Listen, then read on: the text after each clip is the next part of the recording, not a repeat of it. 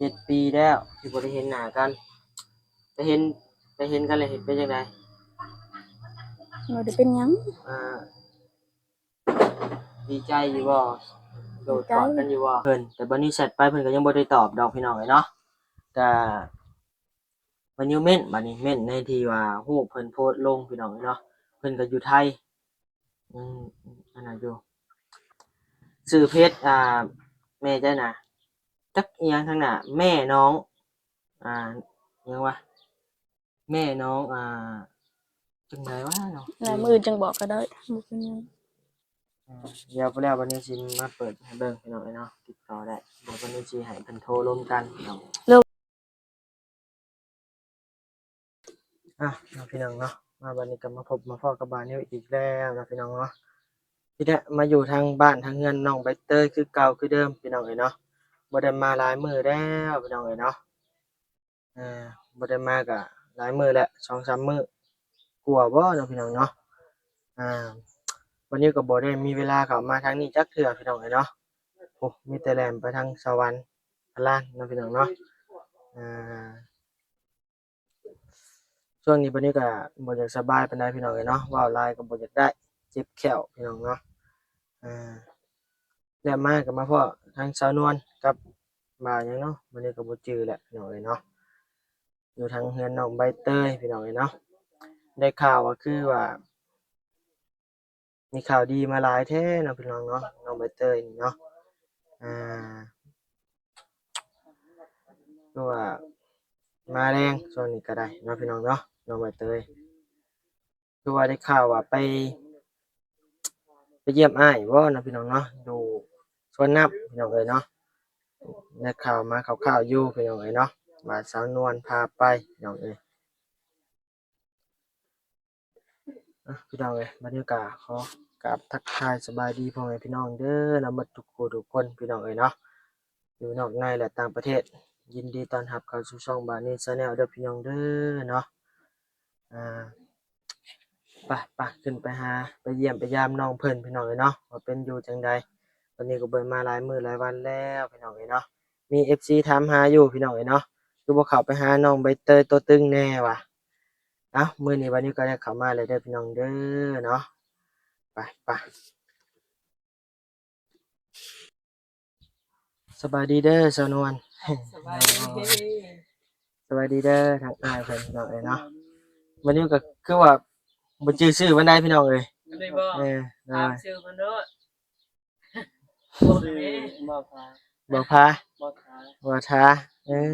พี่น้องเอ้ยบ่ทาตัวจริงได้เปลี่ยนกันบางทีก็ให้ทั้งสมุกมาโดยสมุกบ่ได้มาเนาะมื้อนี้เนาะเปลี่ยนกันสลับก็เปลี่ยนตัวเอาลูกโดย พาลูกอันนี้ก็คือมาสีขาวแหละบ่มีคลิปก็เลยแล่นเข้ามาเลย โดย แต่ทางไหนคือบ่ค่อยเห็นเด้อนี่พู้นแหละไปเลยไปกับเขาไอลี่ อ๋อเมื่อวานนี่ที่เห็นคลิปอยู่ทางคนบ่โดยทางพระลานพู้นแหละเมื่อวานนี้ก็ได้ สาพรบ่โดยอ๋อไปหาทางเขตสะพรพี่น้องเอ้ยเนาะ เป็นจังได๋คนทางยากบ่ บ่ให้เว้าเลยแหละบุญได้นี่ไปบ่ได้เลย อืมก็คือ น้ำน่ะท่วมติดรถบ่นิ้วพี่น้องเอ้ยเนาะครึ่งติดรถกายอีกครึ่งติดรถพี่น้องเอ้ยมันอันทางด่างบ่อันนั้นบ่ประมาณนั้นน่ะทางไปพระลานนี่เส้นทางย่างอยู่แต่ว่าซอยเข้าบ้านแล้วน่ะโอ้คือว่าลุยป่าลุยดงเข้าไปใกล้จะบ่จากอันมาหนทางบ่ ทางใหญ่4 ลักกับ5ลักพู้นแหละแต่ใกล้จะบ่ไกลปานนั้นนะถ้ามันทางง่ายเนาะโดยหากช่วงยามพ้นนี่คนทางอยากขาดคนทางขาดก็2บ่อนแล้วขาดเลยครับต้องคือไปผู้เดียวนี่คือบ่กล้าหรอกเนาะก็ได้อยู่ก็ ต้องเสี่ยงแน่เนาะโดยไปกับกับครัวมันก็อยากเพพังแน่เมื่อวานนี่ไปกับบ่จิต2คนแล้วก็ไปพ้อเขาอ้ายเพิ่นอยู่เบื้องพุ่นน้ำนัดกันไว้ดีว่าพุ่นแหละแล่นไปพะลานว่ะไอลีนำก้นไปถ้าไปรถกระโดดกระเดี่ยวก็อยากย้านน้อยๆนึง มีผู้เดียวกล้าแล้ว โดยรถแฮงตัวเตี้ยแน่ก็มาเฮาก็ย่านมันค่าเนาะโดยตักหลายคนมาบ่ได้อาศัยกันโดยวันนี้ก็ถ่ายคลิปอยู่เส้นทางไปเนาะพี่น้องเนาะก็ทุลักทุเลแฮงเมื่อวานนี้ก็ได้ขับไปเบิ่งอยู่โดยรวมๆหมดก็ ไปกลับประมาณ160ลักนี่แหละก็หนักอยู่ หรือว่าน้ำมันรถนี่กลับนี่400,000นี่เนาะ โดยแล้ววันนี้นี่300,000ปลาย400,000นี่แหละพี่น้องเอ้ย คือว่ากายน้องเห็นไปอีกเป็นพี่น้องเลยเราตา โด ไป ย ทางนั้นขี่ฮอดแต่น้องเห็น อืม คือทางคนฮอดพลานนี่แต่ว่ากายอยู่พลานแต่ว่าฮอดไปเสียปูนนะไปตะกี้แต่ โอ้ รุ่น โด แต่ ย ปีกายนี่น้องไปเตยไปทางไหนน่ะ โดย ฮะสองนั่ง โดยโดยอืมอ่ะนับจังเนาะ โดย เดี๋ยวถ้าน้องใบเตยเข้าห้องน้ำก่อนพี่น้องเอ้ยใบเตยโอ้ยสวัสดีคือมาแต่งตัวงามแท้เดี๋ยวนี้ฮะโตผู้บ่าวสิบ่ห่มบ่ดอกบาดนี่เอ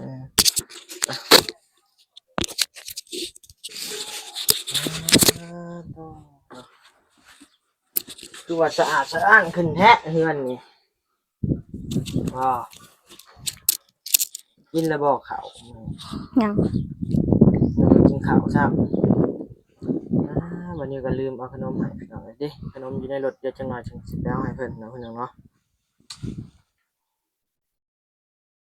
มีใครเข้ามาหาเนี่ยมื้อนี้ฮะชื่ออยู่บ่ 3 คนเองละ ไผแหละ3คน ถามถึงอาย ไผแหละ เจ้า มีไผแหน่แหละ ซื้อละบัดเลยนวลแล้วก็ไปโอ้โห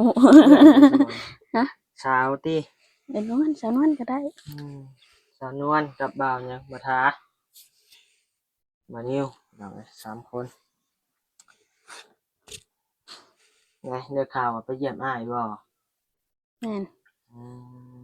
เป็นจังได๋จื้อหน้ากันอยู่บ่ ไปตอนน้ำอิดก็บ่อยากจื้อปานนั้นแหละ อืม เพิ่งเติบเลยจังจื้อ อ้ายเจ้าอยู่จักปีล่ะ 23 23เจ้า12 14 14ปี เจ้าเป็นน้องแล้วน้องหมูสุดเลยเจ้าค่ะ อืมดีใจบ่ไปเห็นกันเทื่อแรก ดีใจ จักปีเลยที่บ่ได้เห็นกัน 7ปีนี้โอ้บ่ธรรมดาพี่น้องเนาะอ้ายเจ้าไปอยู่ในสุรินทร์สุขเนี่ยจักปีแหละในสวนน้ำน่ะ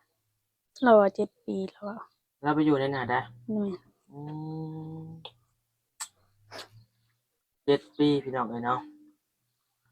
วันนี้ก็เว้าบ่อยากค่อยหลายเด้อพี่น้องเด้อเจ็บแขวอยู่ตอนนี้ก็ได้ปวดแฮงอยู่เจ็บแขวนี่เป็นแบบทรมานแฮงนะพี่น้องเอ้ย7ปีแล้วที่บ่ได้เห็นหน้ากันไปเห็นกันแล้วเห็นเป็นจังได๋ บ่ได้เป็นหยัง อ่าดีใจอยู่บ่โดดกอดกันอยู่บ่ฮะยันว่าเนาะดีใจจะว่าโดดกอดกันโลดเนาะพี่น้องเนาะอืมชื่อนี้ได้ก็ชื่ออ้ายจ้ะ ชาวอินเดีย อินเดีย ตอนนี้หาบ่าวนิวติดต่อแม่จะได้แล้วแต่ว่าเราบ่ตอบอ้ายตอนนี้ แล้วให้อันนั้นเจ้าอันนั้นเราก็สิขอเอาเจ้าต่อเองก็ได้ อะไรก็ สิติดต่อเองก็ได้ ฮู้แล้วชื่อเพจแล้ว ยัง ไอ้มีเลยได้ ตอนนี้ครับพี่น้องเอ้ยเนาะบ่าวนิวหันติดต่ออ่าชื่อเพจของแม่น้องใบเตยได้แล้วพี่น้องเอ้ยเนาะบ่าวนิวกำลังพยายามที่ว่า ติดต่ออยู่พี่น้องเอ้ยเนาะวันนี้แชทไปเพิ่นก็ยังบ่อ่านเลยบ่าวนิวไปเม่นในรูปที่เพิ่น เฟ ล ซ ง เราหันต้องซื้อมันสิยาวดอกยาวกว่าหมู่ มันโหอยู่หน้าเราจะคือเจ้านี่แหละอืม ยาวสิจืดหรือบ่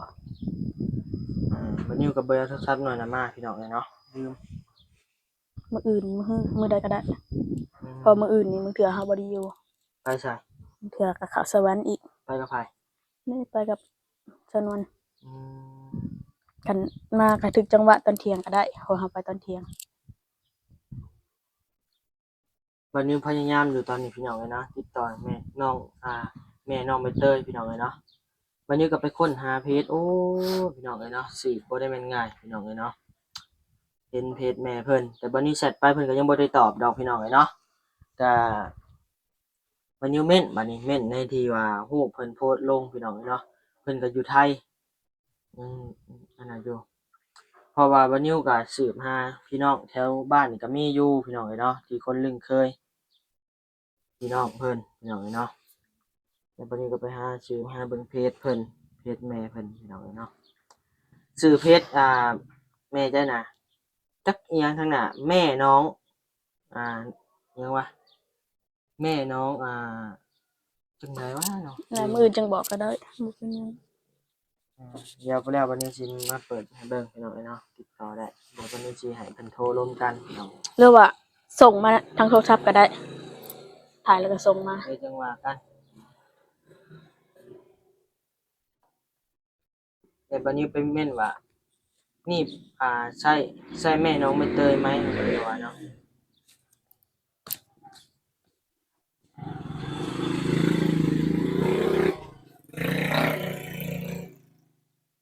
พอรถดังพี่น้องเอ้ยใช่แม่น้องใบเตยไหมว่าเพิ่นว่าไปเม่นแล้วเพิ่นก็ไปลบเม่นพี่น้องเอ้ยเนาะบ่เห็นจักเม่นที่แบบนิวเม่นไปหาพี่น้องเอ้ยอือจักสิว่าจังใดเพิ่นบ่อยากตอบบ่หรือว่าเพิ่นเป็นแนวใดเนาะพี่น้องเนาะแล้วก็ส่งมาแล้วเฮ็ดเองก็ได้อืม หรือว่าบ่ส่งก็มื้ออื่นก็ได้ เป็นหยัง เดี๋ยวเบิ่งก่อนอืมอ้ายเจ้าก็ติดต่อบ่ได้คือกันเนาะอ้ายเจ้าก็เนาะได้คันไปพ้อเพชรลาวมื้ออื่นบ่อันตอนนี้ค่ะบ่ได้เพราะบ่ฮู้ชื่อเลาบ่ฮู้ชื่อเพชรลาวโดยสนวนอ่าเจ้าลองติดต่อหาแม่ใบเตยได้บ่ก็มีเพจเราบอกมีได้ อ่าเดี๋ยวจักหน่อยก่อนก็ได้เนาะพี่น้องเนาะอ่าเติมเนี่ยเติมพวกของเครื่องอะไรเนี่ยจื้อบ่เนาะพี่น้องเนาะต้องไป โท เติ ร ม ศัพท์หน่อยนะกะอยู่เฮือนพี่น้องเอ้ยอ้ายเจ้าก็โทรศัพท์เสียบ่ถึงได้โทรศัพท์เพย์ให้เฮาฮะแม่ ยังบ่ได้เพชรแล้วอะหักบ่มีชื่อเพจแม่ มีแต่เราว่าติดต่อบ่ได้คือกันแล้วก็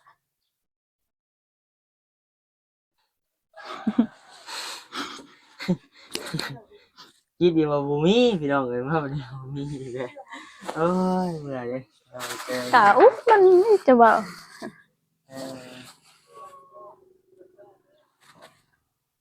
เจ้าชื่อบ่หน้าแม่เจ้าบ่ชื่อเด้อ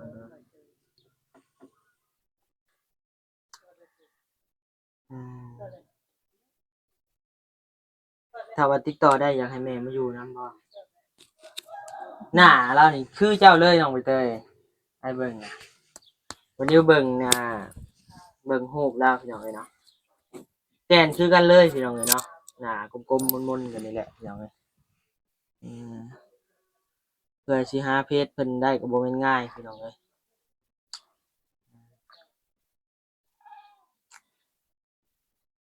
อืมไผซื้อหมี่ซื้อน้ำมาให้นี่ฮะ เดี๋ยวหนูชานวน อืมพี่น้องเอ้ยชอบละบาดโอ้ฟ้าฝนลมมาแล้วพี่น้องเอ้ยเนาะฝนก็ตกแล้วบาดนี้ก็ได้อืมยังบ่กินข้าวกินน้ำซ้ำมื้อนี้ฮะกินแต่ขนมอืมถ้าว่าอ้ายโทรหาแม่จะได้จะสิว่าหรือบ่ว่าบ่หือ อยากเว้าอยู่อยากเว้าอยู่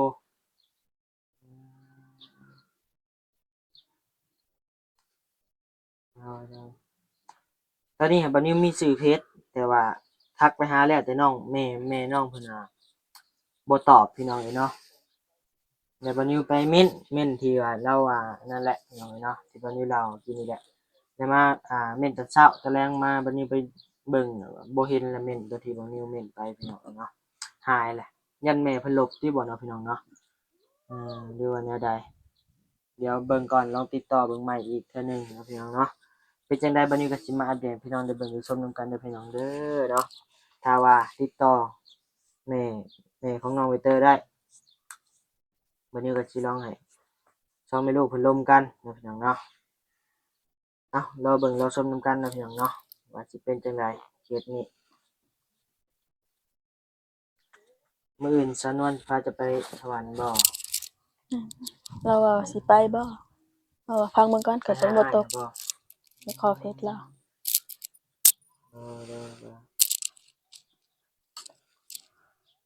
อืมเจ็บแขวพี่น้องเอ้ยบัดนี้ก็ได้ปวดคือนอนหัวพุ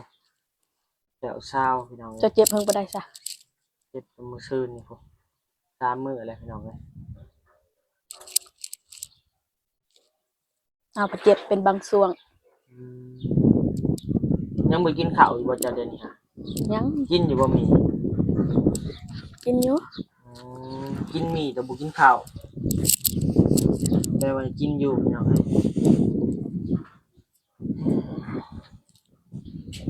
เนาะพี่น้องเนาะวันนี้ก็สิได้จบคลิปไว้เพียงเท่านี้เด้อพี่น้องเด้อว่าฝนลมมาแล้วพี่น้องเนาะเป็นจังไดก็ติดต่อแม่น้องใบเตยได้บัดนี้ก็สิอัปเดตพี่น้องได้เบิ่งได้ชมนํกันใหม่นะพี่น้องเนาะฝากติดตามในเด้อพี่น้องเด้อเกียรติน้องใบเตยพี่น้องเอ้ยเนาะวันนี้ก็สิมีแต่คำว่าสบายดีแหละสวัสดีเด้อพี่น้องเด้อ